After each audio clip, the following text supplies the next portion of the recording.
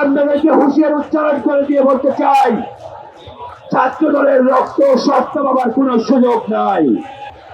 এই ক্যাম্পাসে হত্যাকাণ্ড সংঘটিত হয়েছে, পিসি প্রক্টর সহ সেই প্রশাসনের অবিলম্বে পদত্যাগ দাবি করছি আমরা।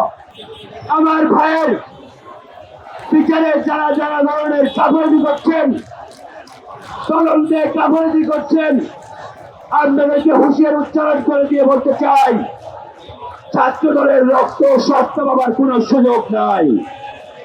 ছাত্র দল রক্ত যেমন দিতে জানে, তেমনি যে অন্যায় করে, যে দেশের মানুষের বিরুদ্ধে কথা বলো, যে বিচারে টানবাহারে সৃষ্টি করতে চাই, তাদের রক্ত নিচেও টানে বন্ধুগণ। আরো দুই একটি বৃহৎ ছাত্র সংগঠন রয়েছে যারা বিভিন্ন সময় প্রপাগান্ডায় বিশ্বাসী, সোশ্যাল মিডিয়া প্রপাগান্ডায় জড়িত। তাদের কোনো উপস্থিতি সামনের জানাতে আমরা লক্ষ্য করিনি। আমরা নিন্দা জানাচ্ছি, ধিক্কার জানাচ্ছি। তারা এ ধরনের মানুষের পোষণ করে এই বাংলাদেশের ছাত্র রাজনীতি করতে চায় এবং তারা মুখে বারবার বলে যে তারা ঐক্য চায়। সাম্য জানাজা পড়তে তাদের অন্যায় থাকে, তাদের সাথে কি ধরনের ঐক্য হতে পারে আমি সাধারণ শিক্ষার্থীদের প্রশ্ন রেখে গেলাম।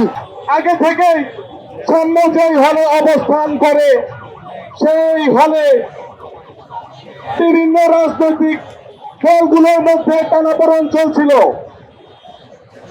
আমরা পুলিশকে এই বিষয়ে সজাগ দৃষ্টি দেওয়ার আহ্বান জানাচ্ছি। আমার ছোট ভাই সামনে দোষ ত্রুটি থাকলে সেটা উঠে আসবে।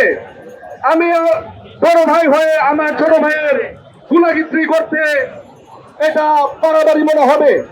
তবে আমি এটা বুকে হাত দিয়ে বলতে পারি, আমার এই ছোট ভাইয়ের জন্য কখনো কোনো পারিবারিক সালিশ বৈঠকে আমাদের বসতে হয়নি, কখনো কোনো ফৌজদারি দেওয়ানি মামলার মুখোমুখিও আমাদের হতে হয়নি।